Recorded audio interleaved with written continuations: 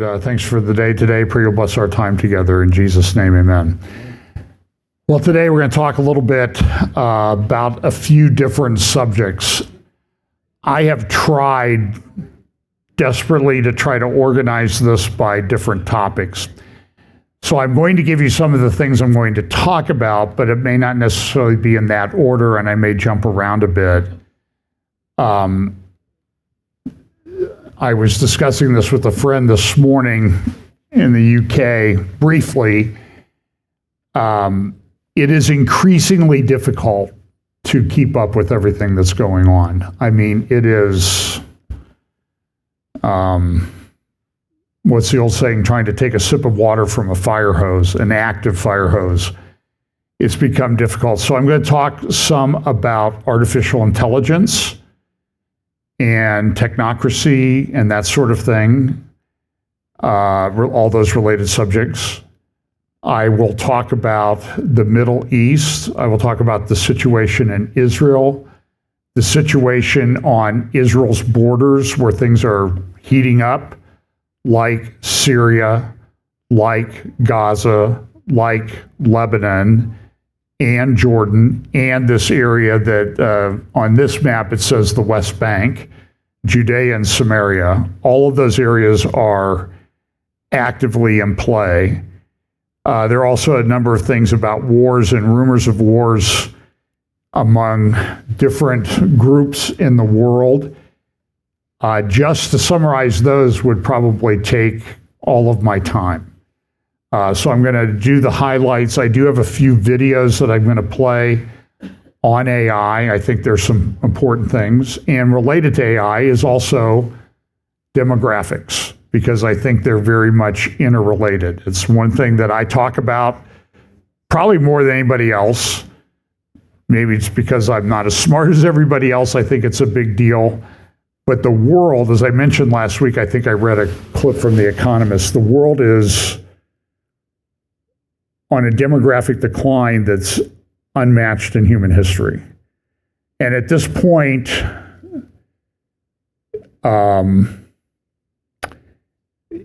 you can be optimistic about it, but how optimistic you are only shows how silly a person you are, because it cannot be reversed. And so we'll listen to some smart people. So I do the Wheel of Prophecy. I talk a lot about the different signs that are coming, and we have this dispute. And it's always interesting to me. We have these discussions online. I belong to a number of Facebook groups and Twitter groups or X groups. I'm sorry. By the way, who won in the vote to call it Twitter? Go back to calling it Twitter or X. I know Elon Musk put a poll up about that the other day. And by the way, we're all happy here in the Columbus, Ohio area because Ohio State prevailed over the team up north. And by the way, it was a touchdown. I mean, really, come on. How many yards did he run with the ball, and then he crossed the goal line? I mean, I think that's what you have to do, right? You don't have to. So, by the way, did Jeremiah get hurt? I didn't see him much the rest of the game. They ran the ball, I guess, because anyway, they beat him. That's all that's important. So we'll talk a little bit about maybe some of the things going on with Ezekiel 38 and 39. I'm going to talk just a little bit about this again. This is the World Ahead 2026. The Economist comes out with, so we'll start with AI. So the Economist comes out with a cover each year, and they sort of predict, based on trends, what's going to happen. Now, there's two views on The Economist. One is they look at trends, they're economists, they evaluate the data, and then they say, okay, we think this is where it's going to go. Other people say they control everything in the world, so they're telling us in advance what's exactly going to happen. In some years, they're pretty good. I mean, they do have different things, because I mean, I think I mentioned this last week, this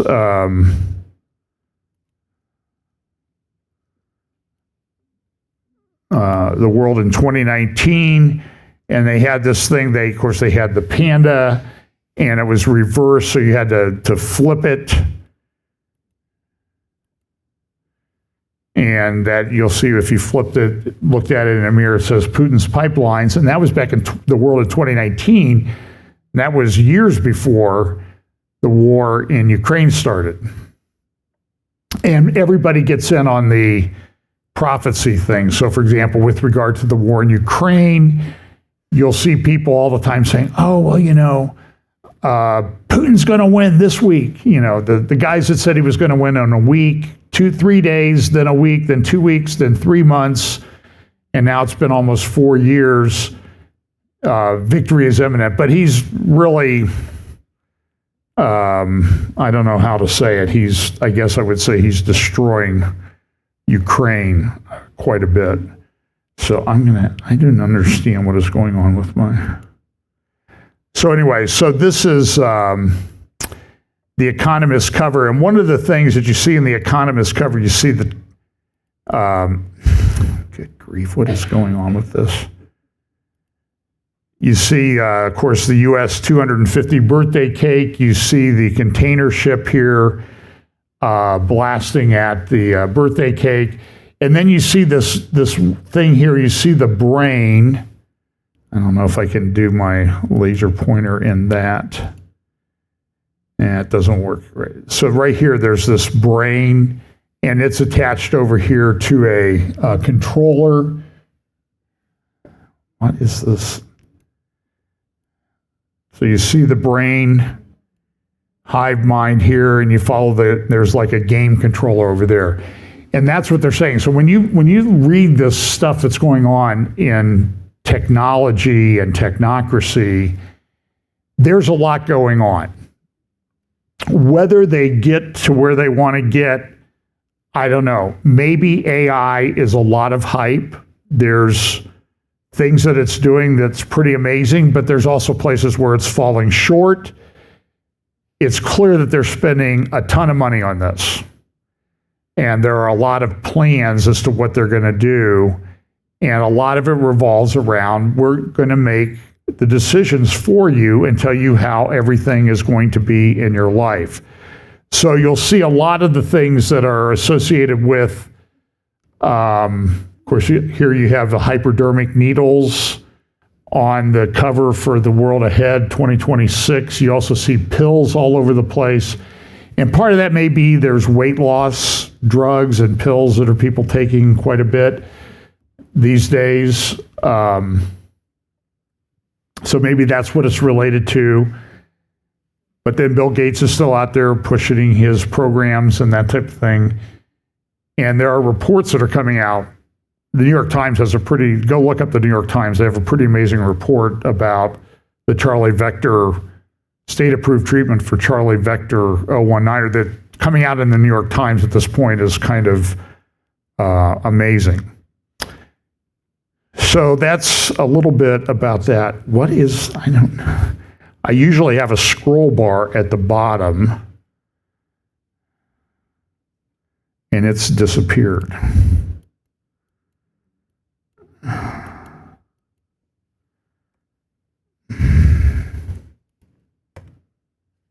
Hang on a minute here.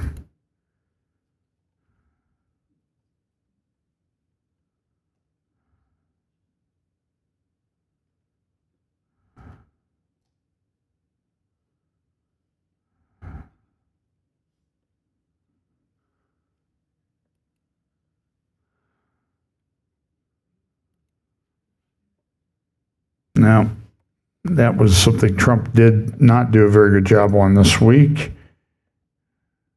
Where is the, oh, here we go. Well, this kind of shows you a little bit of technocracy and social media and how things go. So this guy comes to the United States. He's in Florida.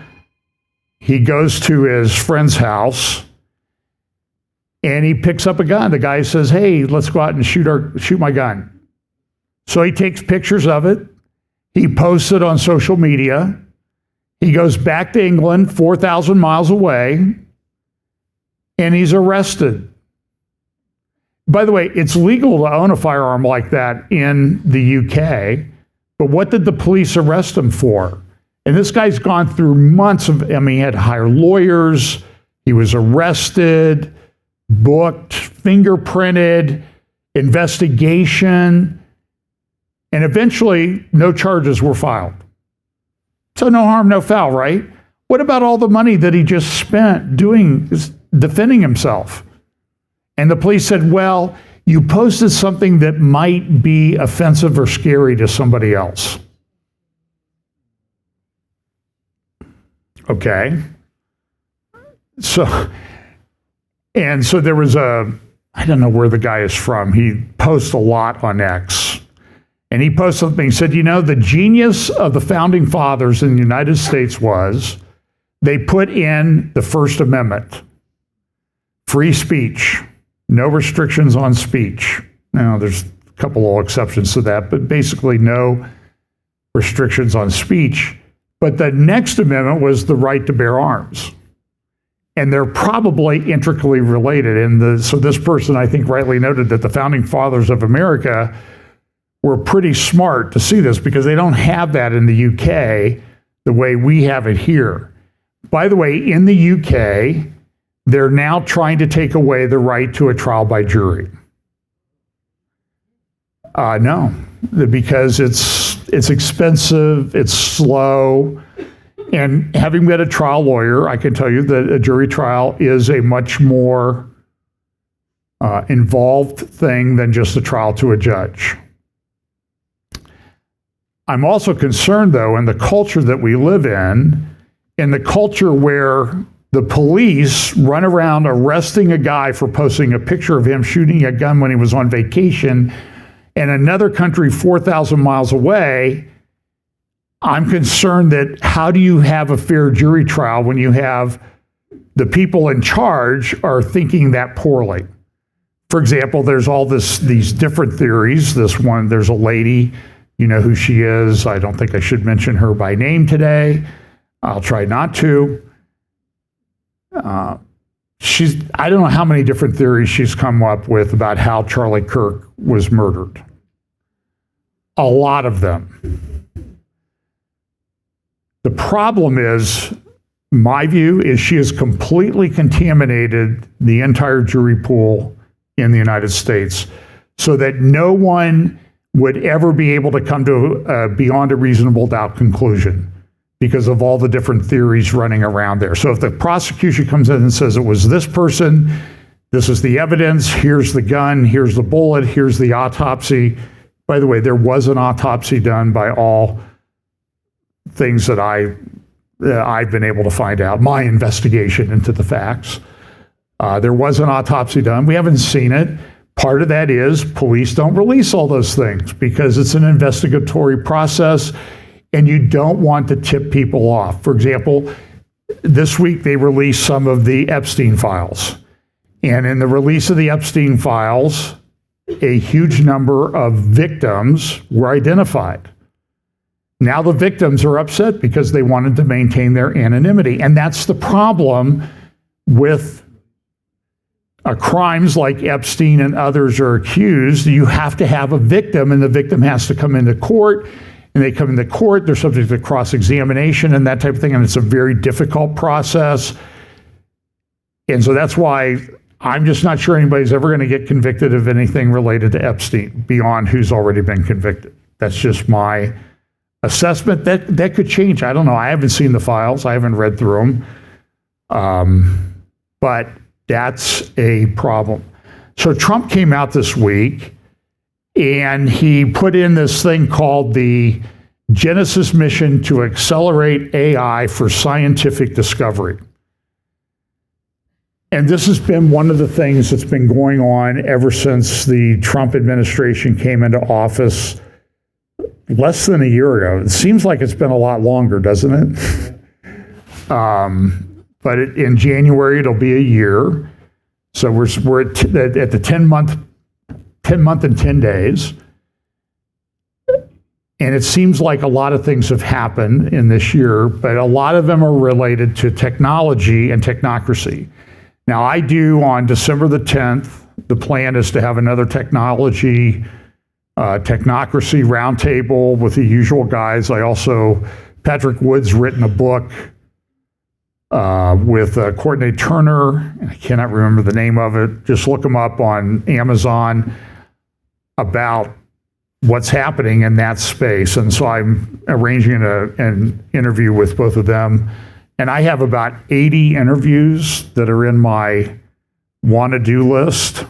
And now I'm trying to think, I didn't do any this week. And I'm trying to think, like, how am I ever going to get them done? And this is retirement for me. And tell people when they retire, I said, you call me up the day you ask yourself this question. I'm so busy, how did I ever have time to go to work? And the answer is, yeah, you didn't. So there's an executive order launching the Genesis mission. Now, there was a Project Stargate that was started the day Trump took office, or the day after Trump took office in January of 2025, earlier this year. And they talked about an investment of $500 billion into AI and technology. Those numbers have been completely blown out of the water. And the numbers that are involved in all of this are astounding.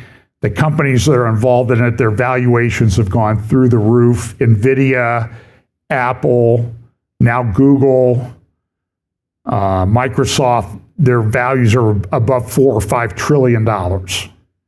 And those companies alone are worth more than like the entire stock market in Europe and other parts of the world. I mean, they're just incredibly valuable companies.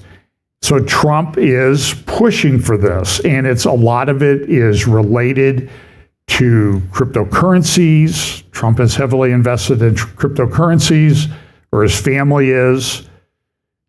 And those things, I don't know if you watch your 401k, it's a little bit daunting. It goes up and down. And everybody was, I had friends who got to buy Bitcoin. Well, I didn't, okay? And Bitcoin went way up. And then what did it do over the last week? It's gone way down. So it's really like a roller coaster, and it just, you hope to buy at the dip and sell when you get to the high point. But nobody ever does. But this blockchain and cryptocurrency is a very big deal. I think there's probably some kind of reset coming. The world seems to be overvalued to a great degree and enormous debt. People in younger generations, they're pretty much giving up ever hoping to buy a house because housing prices have gone up. They're not building enough houses, so the price of existing houses goes up to the point where people can't afford a house. And now you have AI coming in, and things like this, they're pushing this AI. They're pushing AI. They're pushing technology. Part of that is, well, we're going to get rid of people. And so you can read through these regulations, and it doesn't seem like there's any brakes on it. About 3 years ago now, not quite 3 years ago, Pippa Malmgren, she's a financial expert, financial analyst. She said at the World Government Summit in Dubai that we needed a digital bill of rights to protect people from all of this technocracy and technology development. And my question is, have you seen that? And I have not. And the development in the space is incredible. So about a month ago, Glenn Beck interviewed Whitney Webb. It's about an hour and 30 minutes long. And by the way, I don't mind you sending me videos. Just understand, I get a couple hundred a week at least, and a lot of them sometimes are 2.5 hours long. And even if I bump them up to 1.5 or 2x speed, it still takes a lot of time to go through them. So if you want to send me something, do this. Summarize it, okay? And when you send it to me, I'm going to assume that you may want my feedback on it. So if I respond to your email or you're sending me something that's really silly, that's not very bright. Are you falling for it? Don't be offended by that, because I assume if you want my feedback on it, right? I don't know. That's I think a fair assumption. So I will respond at times, but sometimes it may not be what you're expecting.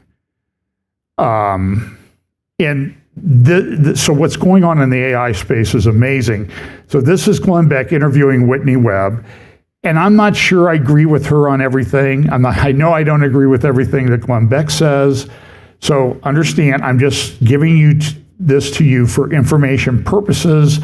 They were talking about the development of digital identity, the control grid. I talked a little bit about that last week. So that's where I think the artificial intelligence thing is great, but I think really where this is going is digital control, mark of the beast type system. I think that's the bigger thing to look out for. So this might be 10 minutes. I don't know. Here we go. You explained what digital ID means if we begin to implement. Yeah, well, digital ID is really the linchpin to, the sustainable development goals, as well as this mass surveillance paradigm that's being sold to us by oligarchs on the left and the right. It would be your unique identifier for the digital world. The goal is to have it be the way for you to offer your credentials to every service that you access, period. Everything ranging from healthcare to telecommunications, your social media accounts. And as things become increasingly digitally connected, perhaps even your appliances, if they're smart appliances at some point, won't function without you having the proper credentials to show that it's you. So ultimately, if people want to fight against this mass surveillance paradigm and these efforts to usher us into a very dark, I would argue, a technocratic future, the most important thing is to not comply with digital ID, because it's the single most important piece of infrastructure that they need, and they need us to voluntarily consent, because even if they roll it out and it will fail if people decline to use it. So ultimately, so much effort is being spent on convincing us to adopt it. And so we need to be laser focused on that policy and say, no, thank you. Let me play the devil's advocate that you hear every time we take a bad step towards more digital surveillance. Well, I don't have anything to hide. I don't really care. I don't have anything to hide. Well, why is that, a kindergarten answer? Well, I would argue because a lot of these companies that are engaged in these mass surveillance, or the contractors really that are engaged in mass surveillance, don't ultimately have just watching what you're doing as being enough for them. They're ultimately interested in things like predictive analytics and predictive policing. So based on your behavior now and your behavior in the past, they want to use artificial intelligence to determine what you may do in the future. And in the case of predictive policing, that would be, well, we've determined that you may commit a crime in the future, and so we're going to, send you to a court-ordered physician, or, issue house arrest to stop crime before it happens. Essentially, is where a lot of these companies. Well, yeah, and unfortunately, it is that, and there's a lot of companies that have made massive inroads in that type of technology, even though it's been hugely discredited. There's several companies. I think the most notorious at this point was called Predpol. They've since rebranded, but they were less accurate than a coin toss, and people were being deprived of their liberty because of an algorithm that was hugely inaccurate. And ultimately, if you look in the UK, for example, some of these algorithms for facial recognition have been rolled out, even though they've been shown over there too to be hugely inaccurate. And there's no interest in changing vendors, even when this inaccuracy is demonstrated. So to me, that says that their goal is to have us induce obedience by the fact that you're being watched all the time, and anything you may do could be used against you, even if you're not doing anything wrong now. an algorithm could determine that certain, errant behaviors warrant you being added to a list of some type. And actually, Larry Ellison of Oracle, who is one of the main funders of Tony Blair's institute, that's one of the biggest pushers for digital ID in the UK, said this at an Oracle shareholder meeting that, we're recording and surveilling everything and citizens will be on their best behavior. Terrifying. Because they have to, essentially, paraphrasing. The fact that Donald Trump is listening to that guy is terrifying to me. I mean, he has put some people around him on this tech board that are not friends of freedom and liberty. They're just not. Larry Ellison is leading that pack.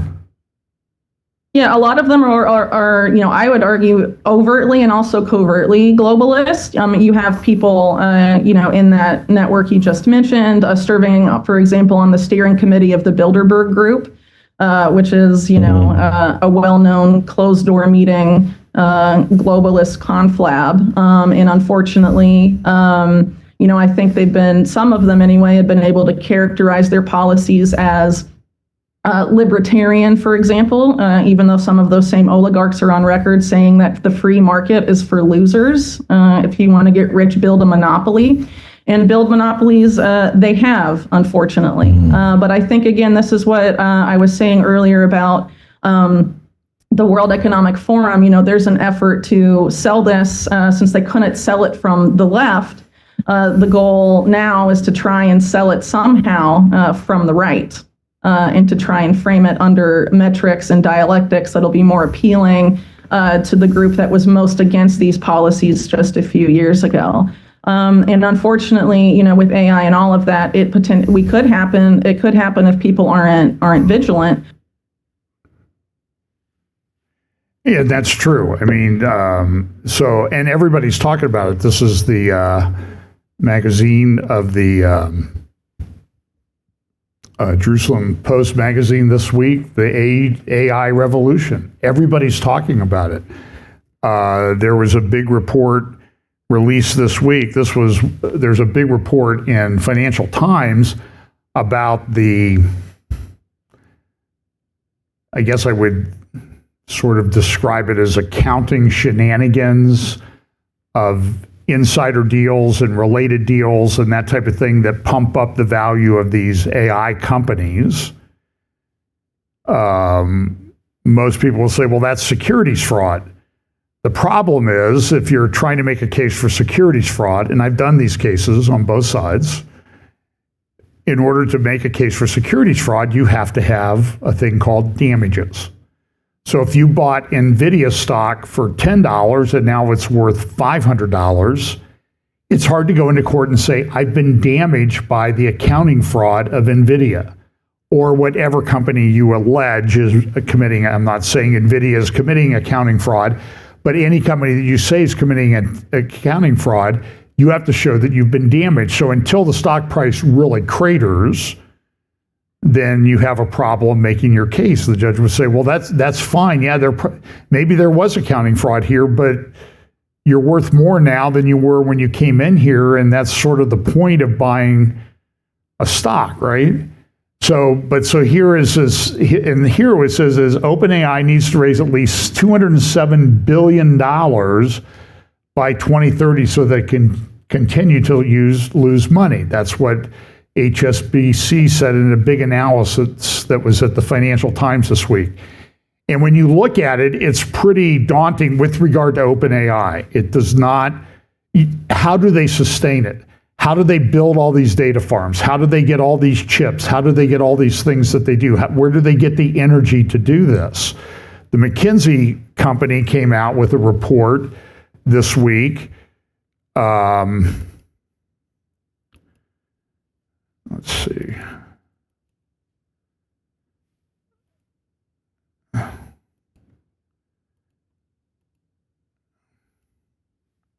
There we go. Agents, robots, and us. Skill partnerships in the age of AI. They go through, they look at all the different things. The workforce of the future will be a partnership of people, agents, and robots. Agents are AI agents that you get to do work for you. And some of them are pretty good. Some of them are not so good. I think, Whitney Webb and her talk with Glenn Beck, a lot of things, facial recognition doesn't work all the time, but they continue to pursue it because what they really want to do, they want to control you. They want you to be a better acting person. And don't we want better acting people? By the way, the ultimate monitoring system is God, right? And God has a dossier on all of us that far exceeds anything that Oracle is ever going to have. And it's interesting, is it not, that Oracle, to sort of mimic, or Oracle or any of the big AI companies, to mimic what God does, they need these massive data centers all over the place that just consume all this energy. And it ought to show you that God's pretty much above everything that we can imagine. But we don't want other sinful people acting like they're God, and that's part of the problem with the AI. For example, here's another thing from the McKinsey report. 2/3 of U.S. work hours require only non-physical capabilities. In other words, it could be done by a machine. It could be done by a computer. So why don't we just have this? And so you see a lot of reports coming out to say that workforces are going to be cut in half. I know lawyers who used to have 4 people in their law firm, 4 other lawyers. They have 0 now because they're able to use AI agents to do a lot of that work.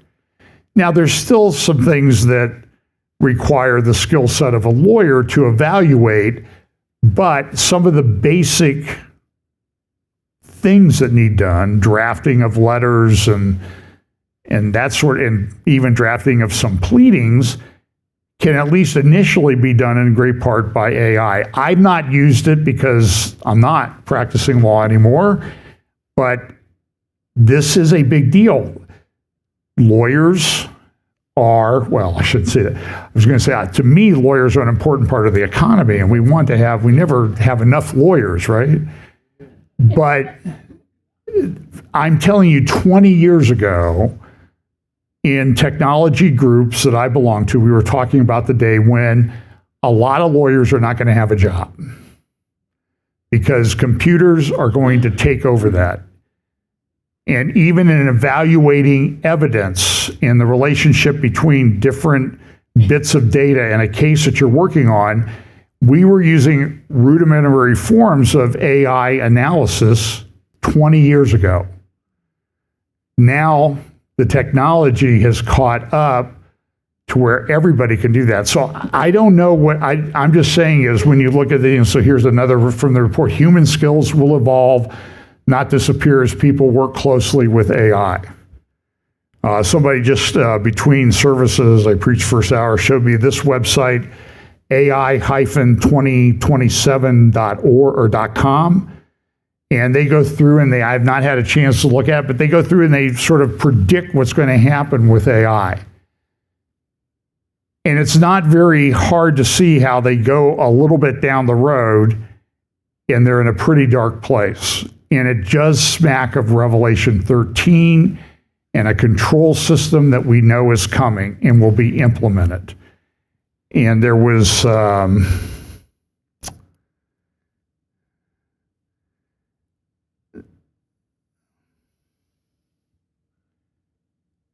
hang on here.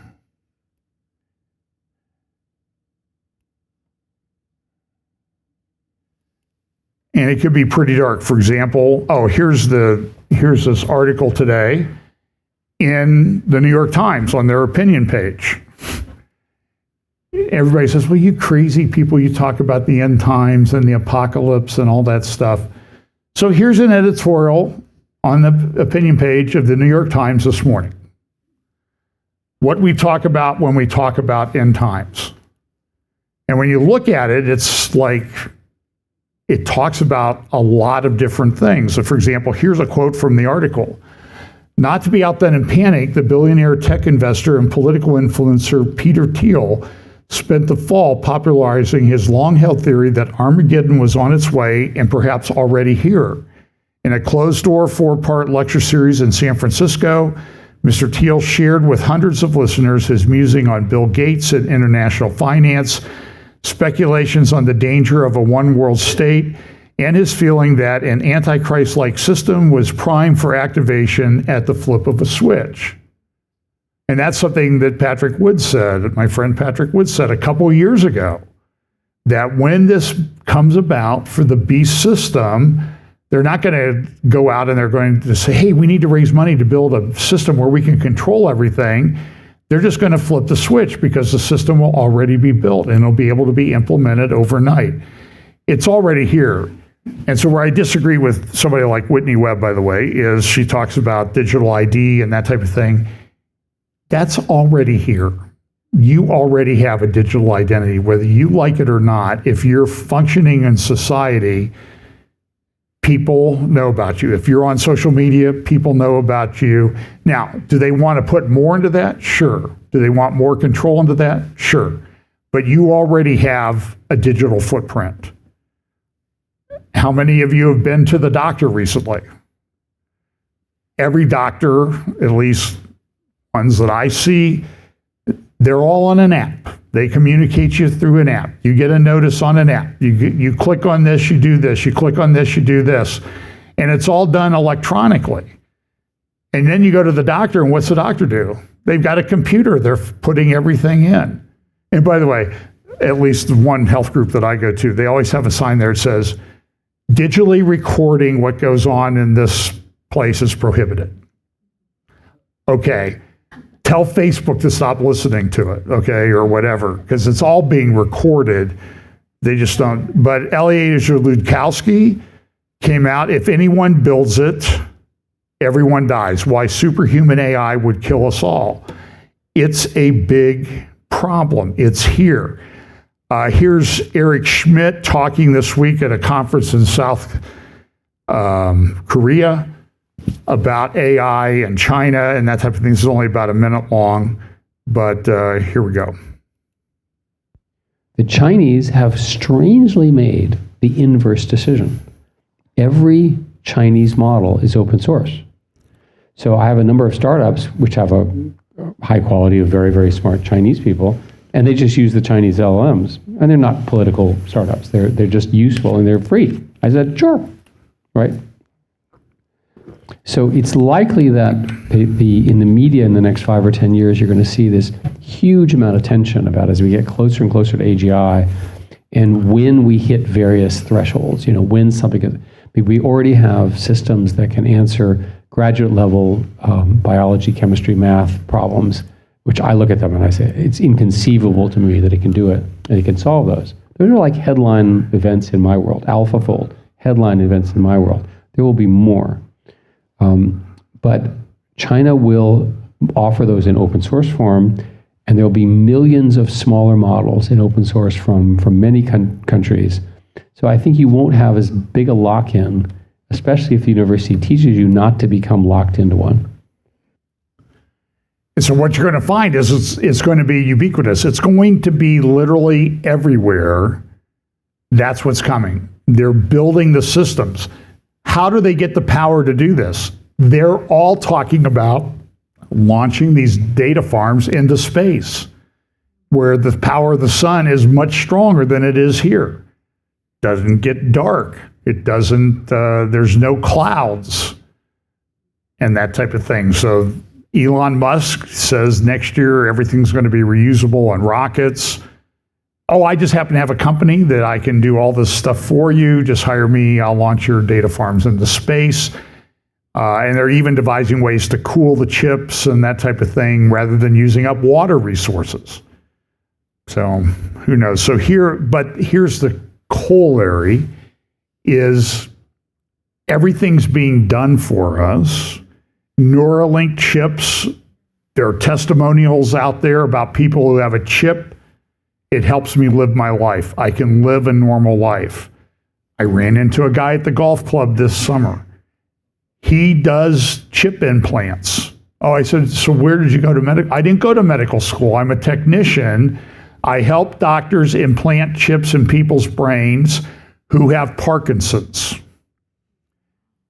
and it stops the progression of Parkinson's.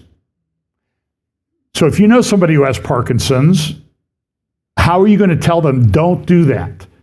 Because the technology is bad. It's not, I mean, I've had friends die from Parkinson's. I've had friends who have it. It's not a great disease. Or if there's a chip that might help you slow down or stop dementia or something like that. Now there are chips out where they help people see. Do we not want people to see better? I mean, have you driven down the highway recently? You want people to see better. So there's this real tension. But part of the problem is now nobody's having kids. This is a problem all over the world. The population, I've seen things coming out of China, whole villages, cities that are empty, and that China's population might be overstated by hundreds of millions of people. And it's in collapse. They had a one-child policy. And what happened then? People said, well, okay, we're going to have one child. We'd rather have a male. So now all of a sudden they have 80 million excess males with no prospect of a wife. What do you do with 80 million males? I mean, that's India's just as bad. And so now we have a huge problem. Oh, we'll just have one child. But now there's no people, and populations are aging. And it's causing, how do you, if you're Japan, how do you defend yourself when average age in your country is like 55? You know, I guess we get robotic walkers to go into battle. It's a huge problem. So Elon Musk was asked recently, this was a few months ago, at the Milken Institute, the finance guy, bond guy, Michael Milken, about AI and demography. What's going on? So let's talk about one. Here's a question that's near and dear to your heart. You have a lot of children. Yes. I'm trying to set a The good birth example. rate is down in the U.S. What needs to change so people start having more children? Yeah, so this question has troubled me for a long time because you can look at the demographics. It's a very slow-moving ship. I mean, you know who's going to be an adult in 20 years based on who was born last year. So, and now, if you want to, I think have a good approximation for population, really look at how many babies were born last year in a particular country, multiply that by life expectancy. That's the number of people that will be adults in that country. That's the steady state population if birth rate remains constant. Now, birth rate is not constant, it is dropping. So you look at the second derivative of birth rate, and actually you see an acceleration in the drop in the fertility rate. Second derivative of the fertility rate is very bad. So where does this lead? This does not lead to a greater civilization. This leads to a civilization that potentially dies not with a bang, but with a whimper in adult diapers. That is a sad ending. So obviously we have countries that, like Korea, used to have a birth rate of 6. It's now 3/4. Yeah. Here's a light question for you. What do you come think pick me are up, the I'll give you a baby, says one What of do you the- think are the That is one of the things that says on the screen. I don't know if everyone heard that. You want to read it? It says, Elon, come pick me up, I'll give you a baby.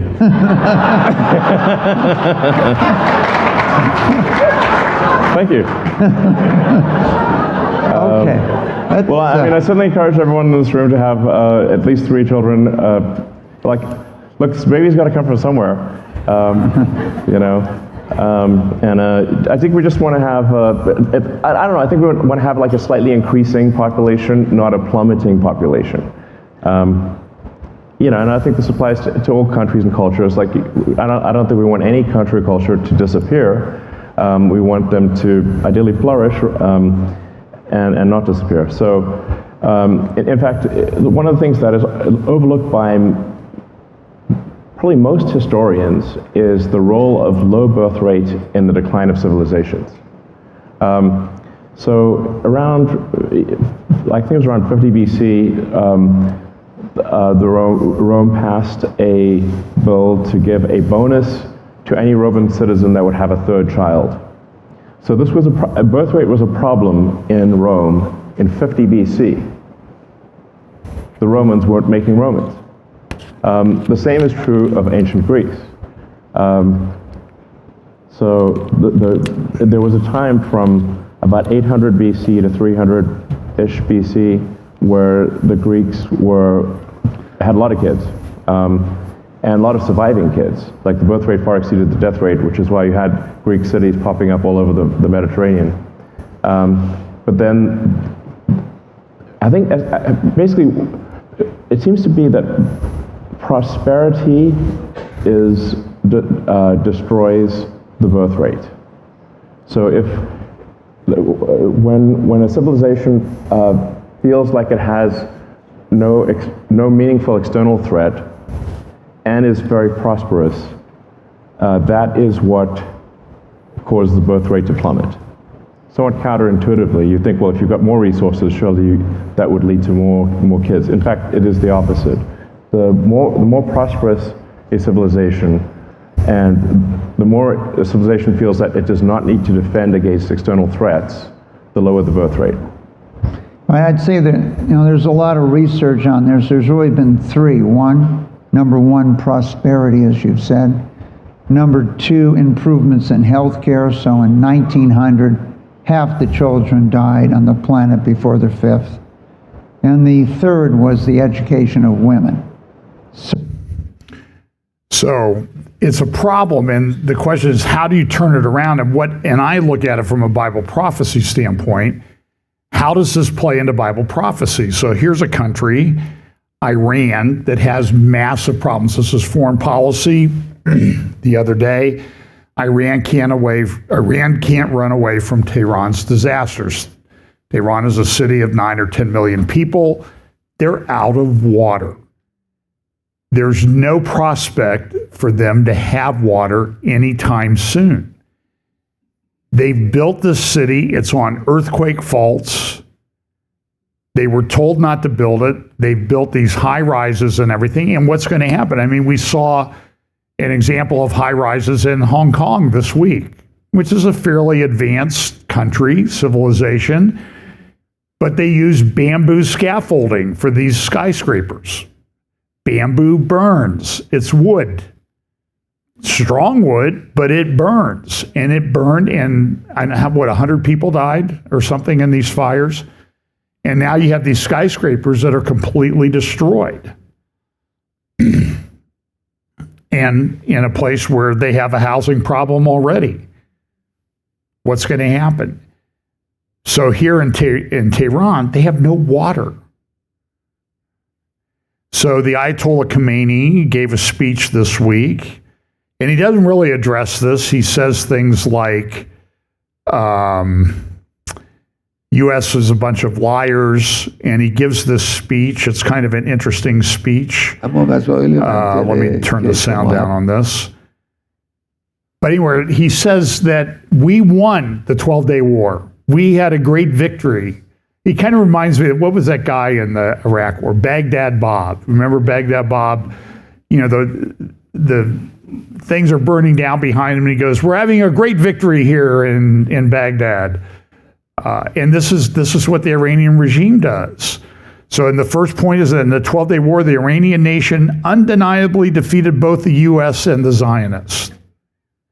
And it's kind of interesting when he gives this speech, though, he usually goes out in a big room and sits down in a chair and talks to a big crowd.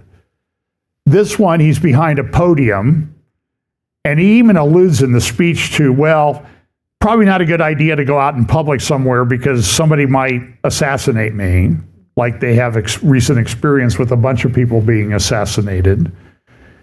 But they have a problem. What's going to happen to Iran? They still want to build their nuclear weapon. This was front page of the Financial Times a little over about 10 days ago. Evidence grows of Moscow engaging with Tehran over nuclear arms tech. So Russia's involved in it. Russia's got a big war with Ukraine, haven't done that well, but they're just obliterating parts of Ukraine right now. I mean, I had a couple maps. It's a couple nights ago. This is the drone attacks that took place on parts in Ukraine. Here's last night, the paths that somebody traced of all the drones and everything coming in. And there were, I don't know, 7, 8, 10 dozen people killed, civilians. And yet everybody says, well, Putin's ready. They're going to have peace anytime soon. I don't understand it. Witkoff goes to Moscow. Now a transcript of what he talked about in Moscow is released to the press. Seems like we still have people trying to undermine Trump, just like we did the first time. Kash Patel at the FBI says, we got all these burn bags that we found where they're going to destroy evidence. Okay, let's see it. They're going to destroy evidence that there was collusion to go after Trump the first time. Big case in Georgia got dismissed this week, an election case. The judge dismissed it. Remember, they had the prosecutor who was engaged in some personal relationship with one of the special prosecutors. So they got her off the case. They gave it out. They farmed it. They offered it to any prosecutor in Georgia that wanted to do it. And nobody would take it. So finally, the guy that headed up, I think, the committee to assign it to somebody, he did an evaluation. He said, no, we can't pursue this case. This case is never going to go anywhere. So case dismissed. Judge dismissed the case. But what happens to the people, I don't know, Sidney Powell, Jenna Ellis, who pled guilty to charges in that case? And where do they go to get their life back? It's just like the guy over in the UK. He never had charges filed against him, but he spent a lot of money on lawyers. It's insane. So understand, so with regard to Russia, they're messing around with Iran. And that sort of brings to mind things in Ezekiel 38 and 39. But you also have Iran collapsing. At the same time you have Iran collapsing, you have, and I know there's a lot of disagreement on this, but Erdogan seems to be in ascent. He's planning things. He had the Pope there this week for meetings. The Pope went to the Blue Mosque. I don't think he prayed at the Blue Mosque, which is right next to Hagia Sophia, which is now a mosque that Erdogan turned into a mosque. I'm also seeing that Erdogan's son, Bilal, is being more involved in some of these public meetings. And Erdogan's getting old, He's 2 days younger than me, and I don't know. I think I'm hanging in there better, but I don't oppress people for a living, so that probably helps me with the age. But Erdogan's messing around everywhere. He's involved in Libya. That's part of Ezekiel 38. There are things going on. He's involved in Sudan, which is also an area of concern. This is a Al Akbar newspaper in Lebanon. And what are they talking about? The oil fields, the oil gas fields, or the rights to oil and gas in the Mediterranean between Lebanon and Cyprus. And Turkey says, well, that's us. We should have control over that. And he also set up a thing where he had an exclusive economic zone between Turkey and Libya, even though the guy he backs in Libya didn't control that part of Libya that was closest to Turkey, but he was trying to block Israel from doing anything. So there are gas and oil resources. That's a big platform that Israel uses in the Mediterranean, and they found a lot of gas. Now, I don't think it's as much as some people think it is, but it's still a significant amount. It could supply a lot of gas to Europe if they had a pipeline. They don't have a pipeline, they don't have the ship. So right now, they can't get that much to Europe. And Turkey says, well, ship it through our pipelines here in Turkey. We'll take a fee, a transit fee, just like they get gas from Russia to come through Turkey. And Turkey just sits there, they just have to have the pipelines and they make money. So this is a fairly big deal. One thing that's pretty clear, though, is that this guy comes to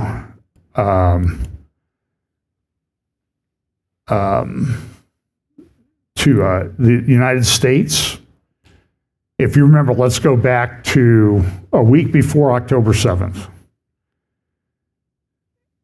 Mohammed bin Salman goes on Fox News and says, we're going to do a normalization agreement with Israel. And there's a big conference just before that called the IMEC, India, Middle East, Europe Corridor for Trade. We're going to go from India through Saudi Arabia, Israel, on to Europe. Big trade corridor, even though the Europeans are dying off to a great degree. And then Netanyahu goes to the UN and he says, we're going to have this normalization. It's going to be this great, and he talks about the IMEC corridor. We're going to have this great cooperation, this great trade corridor and all that. And then what happens? October 7th happens. Now Saudi Arabia, they come to America. Trump gives them the big warm welcome. They're now they're like a special ally. They're not a NATO ally or anything, but they're like on that level. We're getting into trade, defense agreements. We're going to send them F-35s. Are they going to be enhanced ones or not so great ones? Somehow I think they're going to get the really nice ones. They're spending money for it. They're not stupid. And the Saudis have a lot of money. By the way, they're backing off on NEOM, it appears. But they're building these massive buildings in Riyadh and doing a lot of trade deals there. But now the Crown Prince has come out and said, we're not doing IMEC. No normalization, no IMEC trade corridor unless we have a Palestinian state, a two-state solution. And so there's all this push from the world to shove a two-state solution down Israel's throat. And the question is, how long is Israel going to stand up to that? I mean, they have real legitimate threats. But here it is, this breaking news from this one person on X, breaking Saudi Crown Prince MBS rejects Abraham Accords expansion amid fierce domestic pushback. And domestic pushback, I would say, is that guy right there. He's still alive. I hear he's not doing in such great health. Will Mohammed bin Salman change? He has a lot of political pressures. There's a lot of people in Saudi Arabia that don't really like him. So what's going to happen? So this is all this stuff has end times stuff written all over it. So everybody wants to normalize with Saudi Arabia, and then they have this problem with Hezbollah in Lebanon. Iran is pushing to reconstitute Hezbollah in Iran. Israel took out the number 2 guy in Hezbollah the other day. Are they?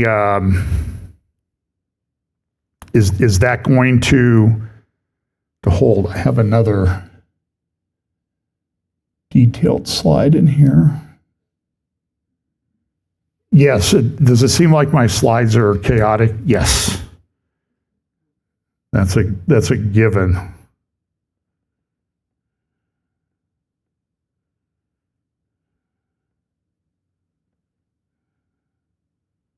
Well, here's an article in Al-Sharq Al-Aswat.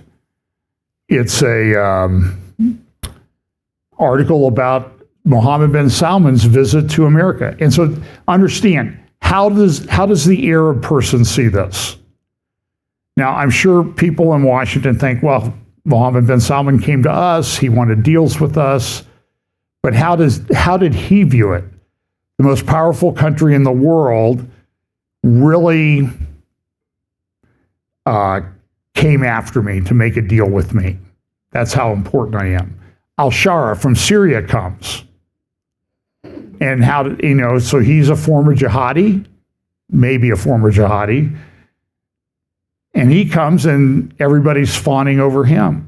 And how does he view it?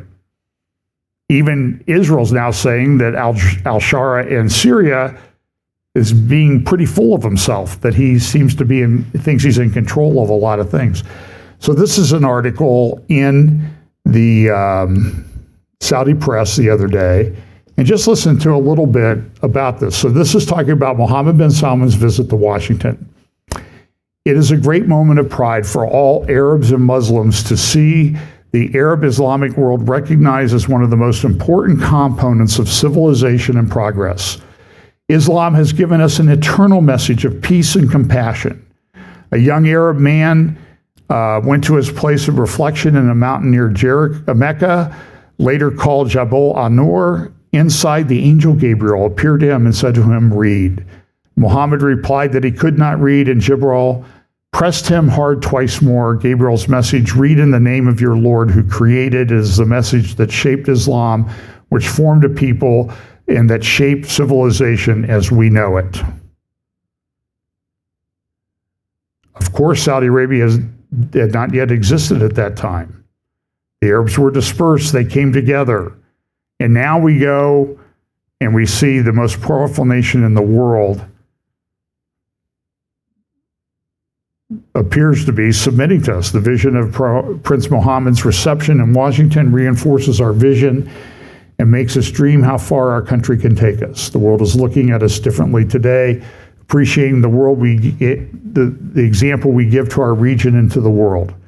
In addition to the vision set for us by the Crown Prince and his program Vision 2030, everybody uses 2030, we continue to be inspired by the vision of our Prophet Muhammad. And what's the response of the United States? Trump issues this executive directive about maybe designating the parts of the Muslim Brotherhood as a terrorist organization. It's a terrorist organization. While we're sitting here talking about this, there's a convention going on in a suburb of Chicago called Beyond Survival Resisting Genocide. And all these people, it's going on Friday, Saturday, and Sunday. Well, I guess it was Thursday, Friday, and Saturday. And again, look at the imagery that they use. It's about Gaza. It's about the Palestinians. It's about the two-state solution. Well, it's not really about a two-state solution. They want a one-state solution. But look at the imagery that they use. The Dome of the Rock.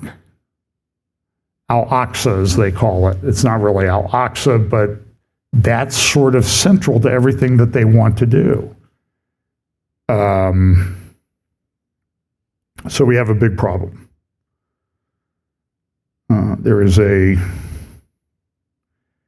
Gaza continues to be a problem.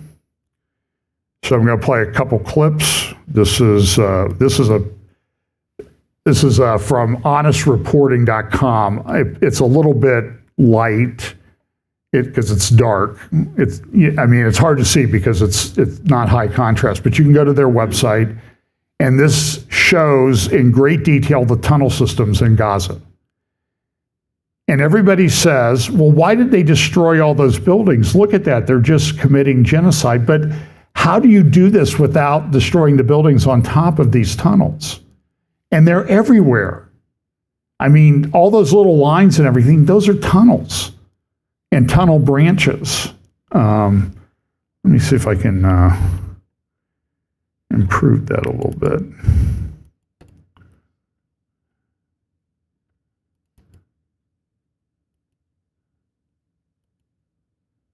I don't know if this is better or not. No, not much better. It looks a lot better here. But that's a problem. Turkey's on the rise. Turkey just did a thing with a drone fighter jet that shot down another fighter jet in the air, a drone. First time that's ever happened. Turkey just supplied hundreds of vehicles to Syria. So what's Turkey's role in all this? I mean, go read Daniel 8. I think Turkey's a very important player in the end times. I think it's in Ezekiel 38. I think Daniel 8 may have some application here. It's trying to expand. They view Syria as a client, at least minimum, a client state that they're controlling. They're working with al-Shara. In fact, in the Arabian press this morning, the Syrian press,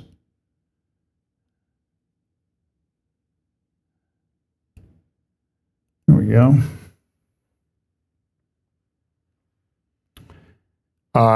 This is in Al-Akbar, and it talks about this. This is an article about Turkey, Syria, Lebanon. It says the American president must restrain Israel, otherwise war between Ankara and Tel Aviv is imminent. That's what some experts are saying. There's also indications in Syria. Here we go. The front page of a Syrian newspaper this morning.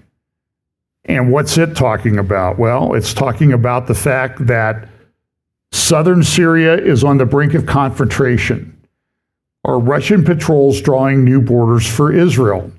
So what happens? So this week, there's in the Syrian Golan, the Syrian part of the Golan, Israel's put a buffer zone in.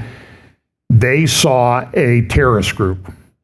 So they went in and attacked it. 6 Israeli soldiers were injured. I think 13 people were killed, most of them terrorist or terrorist related. And now everybody's upset. This is terrible. Look at Israel violating Syrian sovereignty. And Israel saying, wait a minute, go back a little over 2 years. We had October 7th in Gaza. Now we have a Sunni, not Shia. They used to have Shia militias there. Now there's Sunni militias under the control of the Syrian government, and we're afraid they're going to come across the border and do in the Golan what people did in Gaza. There's fears that they're going to do that in Lebanon with Hezbollah. So Israel's saying, we're not going to put up with it. So now Syria has gone to Russia, brought Russian patrols in to kind of calm that situation down a little bit. So now you have Russia seemingly a little bit back involved in Syria again. They had left Syria a year ago. And by the way, yesterday or today was the beginning of the revolution 1 year ago. Seems like it was a long, long time ago. It's only 1 year ago. Nobody had ever heard, people who follow wanted jihadis and try to get the rewards for them, they had heard of al-Shara, al-Jilani, as he was known then. He was a wanted terrorist. Now he's welcomed into the Oval Office. He has an easier time getting into the Oval Office than you or I would.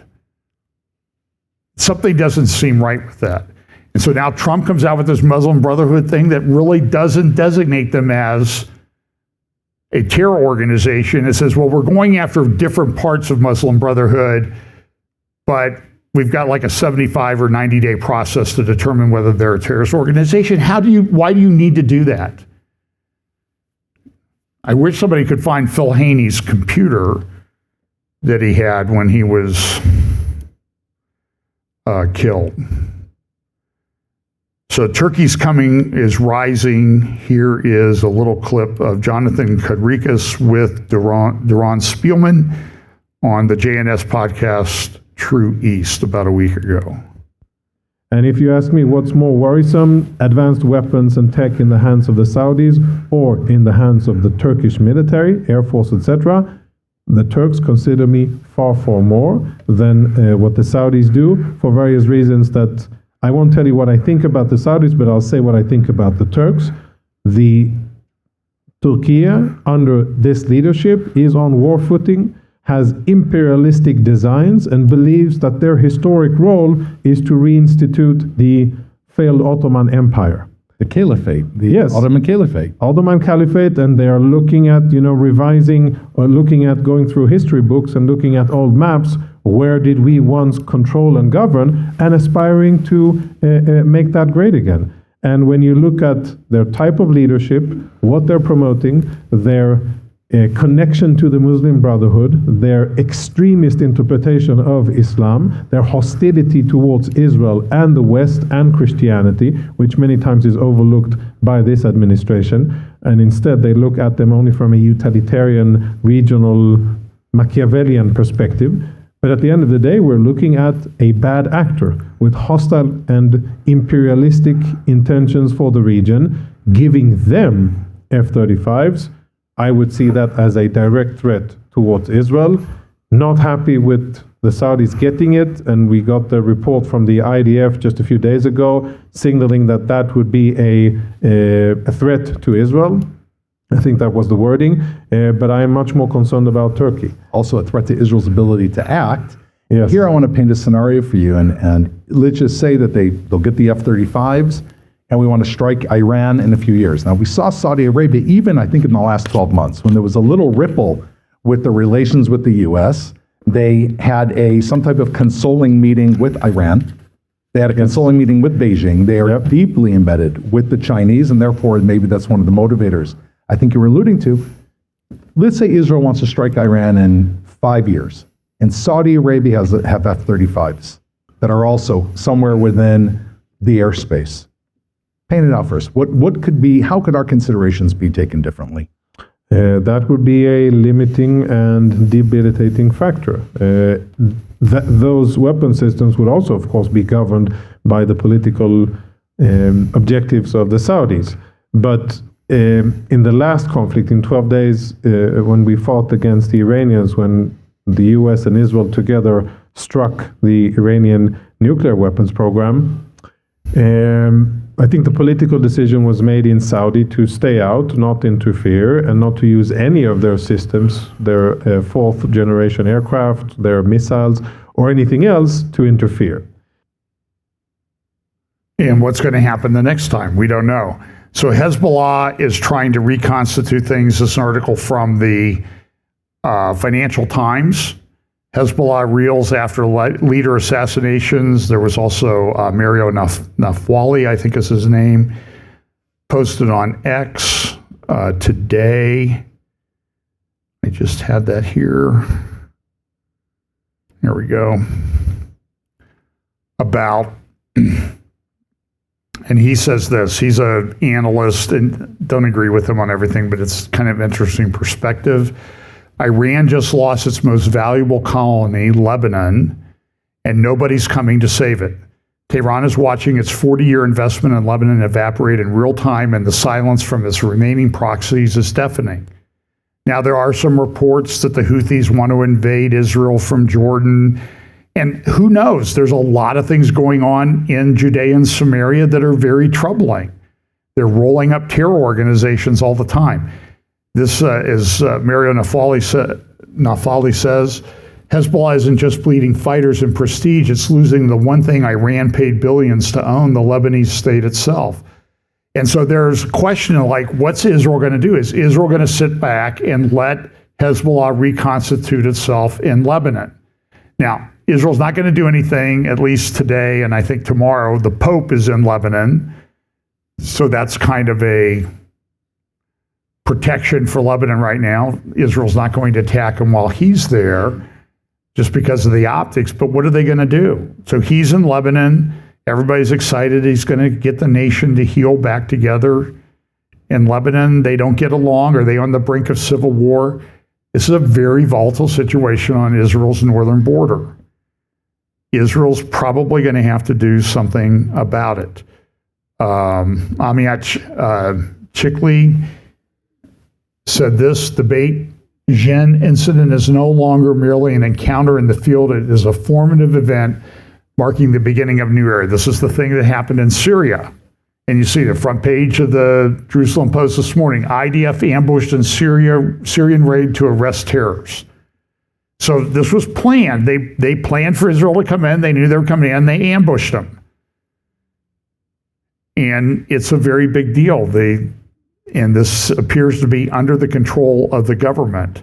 So you can go to, I think I have a link to Amiat Chikli's X post about this. But this is just Well, here's what he says. A year ago, I warned that there is nothing to celebrate about the fall of Assad. He was a cruel tyrant, but the vacuum created could replace a familiar Shiite threat with a broad and no less dangerous Sunni jihadist threat. The Beit Jin incident, along with the massacres of the jihad regime of HTS against the Alawites and Druze, confirmed the new threat. And it's going on. I was just up on the Golan border with Syria, and less than 20 minutes drive away, there's a slaughter going on of Christians and Druze. And Israel's taking aid into them, allowing aid to get in there. Otherwise, they would be killed. And so he said this, Amiat Chikli, the strategic implications are clear. The Syrian border has shifted from a state of pro-Iranian militias to a state of an open front against a Sunni jihadist terror regime with ideological characteristics identical to those of Hamas. The al-Jilani regime is expected to position the confrontation with Israel as a central pillar in building its national legitimacy. Behind al-Jilani stands Erdogan's Turkey, a dictator with a declared and dangerous neo-Ottoman vision. And I would disagree with him. I don't think it's a neo-Ottoman vision. He wants to build a global caliphate. So, UN comes out. Israel, this is a finding of a UN committee against torture. Israel's response to October 7th attacks is disproportionate. How dare you win the war? These people are insane. By the way, Israel's developing tech. This is not related to anything. But you see this? This is being developed in Israel. The plane you will be able to fly without a license. Yeah, that'll solve the terror problem. Letting people get a plane that they can fly without a license. So I'm going to finish with this. Prime Minister Netanyahu released a video. Citizens of Israel, and I'll summarize it for you. I'll do what people don't do for me. Summarize the video for you. He said, I've gone to the President Herzog to get a pardon for these criminal cases that I've been involved in. They've been going on for 6 years, and they're going to go on for a number of years more. He's spending 3 days a week testifying in these cases while the country's at war. And he says, look, I was elected. And I think he makes a good case. Whether you like him or not, if you don't like him, beat him at the ballot box. There's going to be an election in 2026 in Israel. So go beat him if you don't like him. It's how the process works. It's called democracy. It's called voting. And people have that opportunity. But Israel's, listen, I was just there. Israel's very divided. I think they're united on one thing. They do not want a Palestinian state anywhere. A lot of them want to annex the areas of Judea and Samaria. And so the question is, do you think Israel would be safer if they annexed those areas? Probably. It seems to be a pretty easy calculation that they're trying to do. So anyway, it's... So go read Daniel 7, go read Daniel 8, read Daniel 2, and read Ezekiel 38 and 39. And all these people, I mean, I see this all the time. Well, why we shouldn't support Israel? You know, you say that any disagreement with the Israeli government is anti-Semitism. I don't know anybody who says that. I disagree with the Israeli government. Sometimes I think they're way too weak. Okay, I disagree with them prosecuting Netanyahu the way they prosecuted him. Am I anti-Semitic? No, you're allowed. By the way, if you think disagreement with the Israeli government is anti-Semitic, go to Israel. You'll find thousands of people everywhere you go that disagree with the government. That's not the issue. The issue is whether Israel should exist or not. That's ultimately the question. And now I have more to say about that, but let's quit. It's a holiday weekend, and I know, we're getting out a minute early, right? Oh, I know, somebody's going to say, well, you're supposed to be done at noon. And, yeah, right. So pay attention. So Technocracy Roundtable, December 10th at 7 p.m. Eastern. And then I'll have some interviews coming up with other people as I can get those arranged. So let's pray. Lord, pray that you'll give us a spirit of being calm, strong in our faith, always ready to exercise opportunities to share the gospel of Jesus Christ with those around us. We pray that you'll give us wisdom to act in these days, and